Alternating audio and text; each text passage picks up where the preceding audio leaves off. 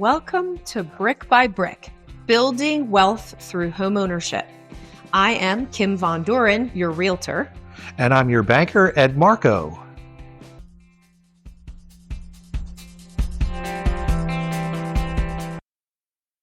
So this is part 2 of how to do a rental property or rehab a rental property, or a buy and hold, as you like to call it. Mm-hmm. I think we're at the point now where we would talk about the process for getting, once we've selected a property, what do we do to get this thing ready to be a rental? How do we determine if it's going to be a good rental? Right. So just to review the basics, Mm-hmm. It's the same process. So what am I paying for the property? Mm-hmm. How much is the rehab going to cost? Mm-hmm.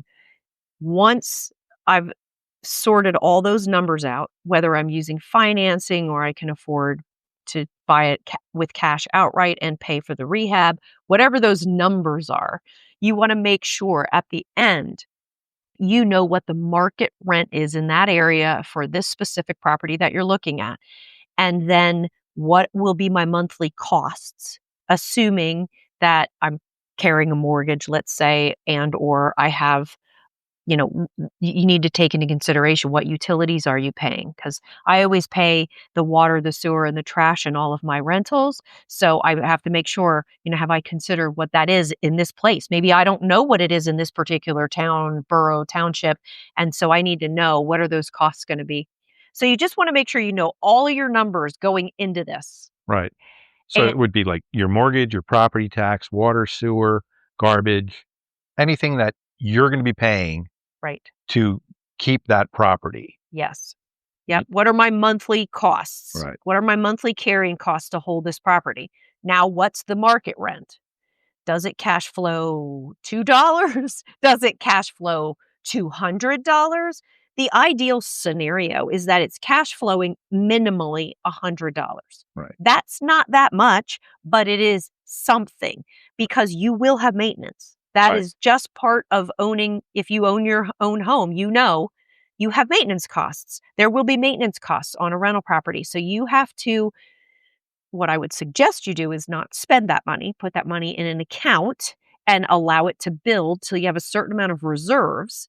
And then that way, if something happens, then you don't have to reach into your own pocket. You have a fund for that is come out of that property. Right. As I said a dozen times so far, the best way to be prepared for something is to be prepared for anything. That's right. Yeah. And so one of the ways that we try to avoid big costs down the road, and they will come, it's just the nature of owning property. But in the beginning, I would say that the best thing you can do is do as much as you can. So what I mean by that is, if you see that the heater is 25 years old and your HVAC guy's like, yep, it's okay. It could potentially last another 10 years, or it could last 2 more years. There's no way to know. Well, how much peace of mind do you want to have around that? Right? Because that's a call on a Sunday night at 10 o'clock. Hello, Mr. or Mrs. Landlord.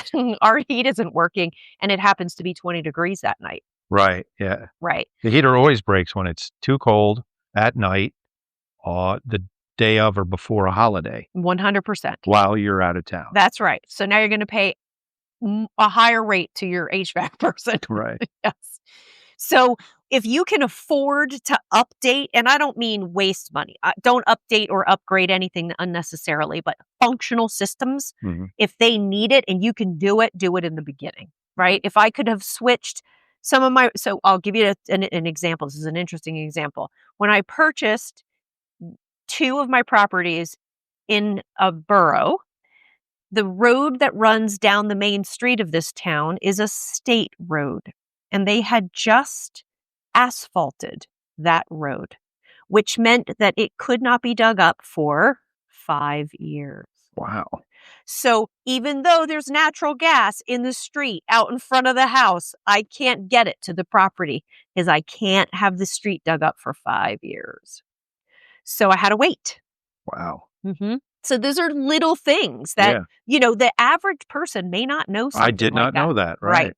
So those are the types of things I would have switched them over right away, but I couldn't. So we limped along with the systems that we had until we got to the point where I could do it. And oftentimes, here's another little tip. The gas company wants your check every month. So they will typically bring the line to your house for free. Not always, but oftentimes they will pay the cost to get the line in the house. And then you just pay somebody to hook it up to a system you bring in. Okay. Nice. Okay.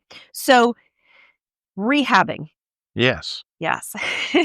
So when you go in there, do as much as you can and look at it again like, okay, do I need flooring? Do your flooring last, right? Right? You're going to do your flooring last. But look at the flooring because, again, you're going to assume these people are coming and they have pets. So if you can go straight to vinyl plank, do it. Now, older houses, you might not be able to use vinyl plank, or you may have to use specific kinds of vinyl plank. But again, do your investigating. It's worth it up front. I'll give you here's why. I rehabbed the property. I put brand new carpet in it. Now, I did that because the floors were totally messed up. The floors that were there, it was a steam boiler in the basement, and they got water in the basement. So it warped all the floorboards. Right. So nothing's flat or straight so there was a place down the hallway back to the bedrooms. I had to put carpeting as well as in the bedrooms. It was just better. So I put carpeting in. I have tenants move in. They have dogs. They move out, and the carpets have been shampooed twice. Can't get the dog smell out. The carpets are 1.5 years old. Had to tear them out and put new carpet in. And I couldn't put vinyl plank in there. The only way I can do vinyl plank is I have to tear out all the flooring, put new subflooring, and I'm not ready to do that. So carpeting can be done fairly inexpensively. That's why landlords do carpet. Absolutely, yeah. Renters, to all of you who want, some form of a hard surface flooring, it's cheaper to use carpet and tear it out and put new carpet back in. And that's why you get carpet. Plus, it covers a world of sin. It sure does. And it doesn't matter if the floor is uneven. Carpet doesn't care. Just put a padding under it. That's right. Yeah. So I move in the next set of renters into that same property, and they are there for 1 year and 2 months. Same thing. Yeah. Couldn't get the dog smell out. So I replaced the carpet again. So in 2 years and 8 months, I replaced the carpeting twice in that property. And honestly, I would do the same thing. Number one, I can't have somebody walk into my property and say, "Oh, it smells like dog in here." Right. And number two, it wasn't that cost prohibitive. So it was the right thing to do. But if you're listening to this podcast and you're a renter, now you know why you pay extra for pets. And of course, your dog will never do that. It's just all the other dogs in the world that do that. Yeah. So you get to pay as well as everybody else. That and the thing that I hear from every renter is how clean they are. They all tell me, they're mad cleaners. And I'm like, okay, whatever. It doesn't matter. At the end of the day, you are who you are as long as my general rule is pay your rent on time every single month in full, not partial, and don't trash my property. And I will have somebody there anytime something is wrong, and we will have a wonderful relationship. Perfect. Yep. Okay, so back to rehabbing because we've digressed. Yes. Imagine that. Easy to do. So I'm going to go in there. Same thing. I'm going to replace any systems. Like I've done things like I try to move the washers and dryers out of the basement. If I can get the washer and dryer, because people don't want to go to the basement, even in a rental. And if it's not that expensive to move the plumbing, move it and bring the washer and dryer upstairs. And if I can get the appliances, I try to put them in there. Another thing is with renters, they may or may not have appliances. Oftentimes they do not. And landlords don't have to supply a refrigerator or a washer and dryer. But believe me, it's again more desirable if it's there when they come. Right. So I try to supply them. So you want to look at those things when you are doing your rehab. Can I lay this out so that I can move the washer and dryer up here? And is the lighting okay in the kitchen? Is there paneling? Because I don't want to paint paneling in a flip, but I'll paint paneling in a rental all day long. Yeah. Because it looks like it's transformed. You paint that paneling. And fresh and new paint is like carpet. It hides many a sin. Right. Yeah. So you want to make sure that you're going to paint everything. You're going to put durable flooring in. I mean, I put sheet vinyl in. That is not the most desirable flooring.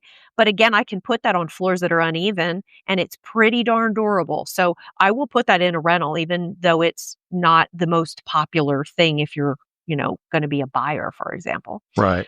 And then how many bedrooms, right? The bedrooms really, they need carpet and a closet and you need fresh paint. Yeah. Yep. And the bathrooms, people are hard on bathrooms. So this is just, leases is probably a whole episode in and of itself. Right. But one of the things I put in my lease, for example, is I'll pay for the first 30 days of a clog. So if you move in and in the first 30 days you have a clog, but after 30 days, that's not a clog that happened before you arrived. That's your clog. So now you have to pay to have the clog. You're talking about a clogged up sink or toilet. Correct. Okay. Mhm. Okay. Yeah. Yep. So during the first 30 days, you're assuming that might have been the previous tenant's fault. So I'm going to pay for it. After that, renter, you're on your own. You did that. You Right. flushed your dog down the toilet. Yep. And I'm not paying for that. Yes. Right. Okay. Yes. Or your kid's toy. You'll Right, find a right, kid's right. toy in a Yeah. toilet line. Right. Yeah. Yeah.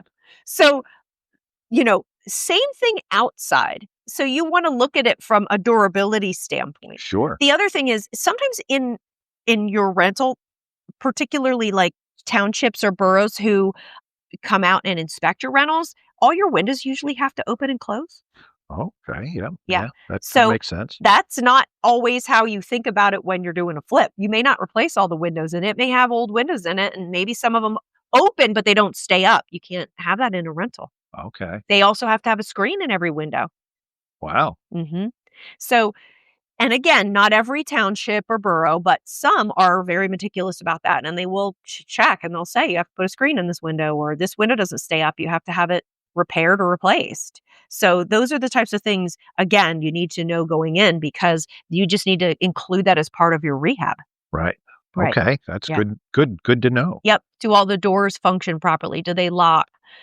And you want to make sure, right, that they have secure locks. You don't ever want somebody, there's a liability exposure. And I think part of what is beneficial to me as a landlord is I worked in liability claims for 10 years before I ever became a realtor.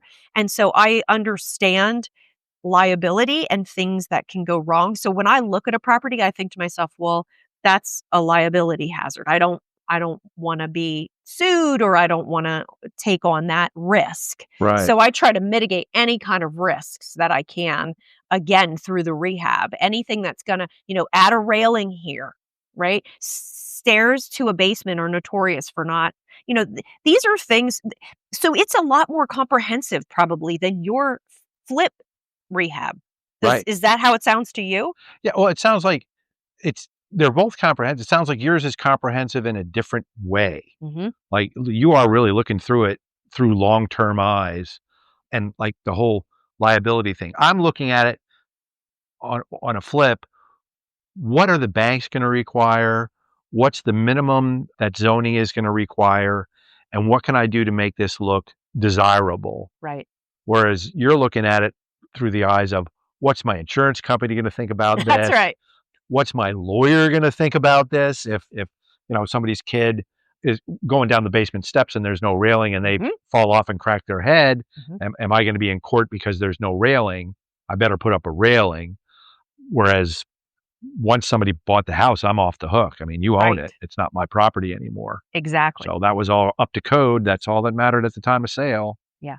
And insurance is a whole separate issue when you're holding the property because now they have requirements, right? Right. So just a general rule is because we talked about having pets. So your tenant, when they have pets, my insurance company doesn't allow for 3 breeds of dogs. I know they can't have these 3 certain breeds. And so that's one of the things I have to vet is what kind of a dog do you have? Right. Because my insurance company says no to these. And railings is a biggie. Like, I have a rental property that had a railing. It was a raised porch and it was probably, it varied, but I'd say it was anything from 1.5 feet to almost not quite 3 feet at certain points. And my tenant is in the process of getting a divorce and has children. And as soon as the soon-to-be ex-spouse saw the railing, which had big openings that their kids could crawl through, it was a red flag. And so my tenant said to me, the railing is an issue. It was brought up by my soon-to-be ex, and I don't want to have any risks around losing custody. Oh, So, wow. Yeah. right. So, I mean, Oh, this seems man. crazy, right? Wow. But here's my tenant, like, The what? landlord's involved in a custody battle. But this is the reality, right? These are the things Yeah. that happen. Yeah. People have messy lives.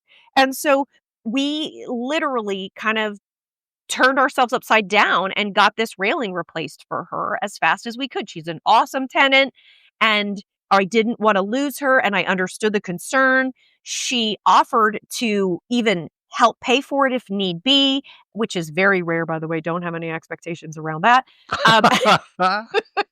But in this case, I knew when I bought the property, I said to my husband, that railing's going to be an issue someday. Yeah. And so I knew it was going to need to be replaced. So we just replaced it. Yeah. But again, you can do things. This is the other piece that's different. You need to do all the stuff that's important in your flip right away because it's going to go on the market right away. Right. Everyone's choosing. Right. Where I could wait. So, we did the bulk of things we needed to do with this property, and then we left these few things that didn't have to be done immediately. But then you do them. My husband loves let's just earn a little bit of rent first, and then we'll do that thing. Right. We'll get around to it. Yeah. Yeah. And so that's a great way to do it. But you want to leave the smaller things for that. The big things you want to do, the things that are going to be a phone call to you down the road. Heaters, right? Plumbing, those types of things that are going to be a call. This pipe is leaking. My heat doesn't work. You don't want those calls. They come always on, like you said, on a day of the week that's undesirable, on a holiday. So you just want to make sure that you address those things up front. So cool. I know I've talked a long time already and about a lot. But that's good. This is all great information. Yeah. Is there anything in particular that you have a question about, or you think maybe? So you haven't. You were a landlord though, right? For a minute, we didn't like it. And why is that? People. People. Selling a home in town is different than renting homes in town, in my opinion. We just had we had a rough time selecting tenants. We weren't good at picking tenants. So we would get tenants that were difficult to deal with and difficult to get. They didn't pay their rent, So I think probably that would be one of the things we'd go to next is how do we select a tenant? What do we do to keep a good tenant? And what do we do when we get the bad tenant? Yeah. Maybe we talk about that next. Yeah. Choosing a tenant that's a pretty comprehensive thing for me. But I wholeheartedly believe that if you do a lot of work on the front end, it spares you on the back end. Right. So there are really good renters out there. There are people who they just don't like the responsibility of homeownership, and that doesn't mean they don't pay their rent. And so those are the folks we're looking for. I'm looking for the folks who know that they got to pay their rent every single month because they need a place to live, but maybe they just don't want all the responsibility of homeownership. Those are my people. I like a long-term tenant, and I like to vet them up front really strongly. I do have pretty strict guidelines for a tenant. So my wife thinks everyone's wonderful. So she also knows how to talk to people, though, under the worst of circumstances. So that it did work out in the end. But how do you go about what is your vetting process? While we're there, I mean, we're here. So that is a long explanation. I think it is in and of itself an episode. Do you want to wrap that up now? Then we could break here. Yes. And then we'll come back and we'll talk about that whole process. Absolutely. That sounds like a great idea. Well, then we'll have a part 3 for sure. Until then, I'm Ed Marko. And I'm Kim Von Dohren.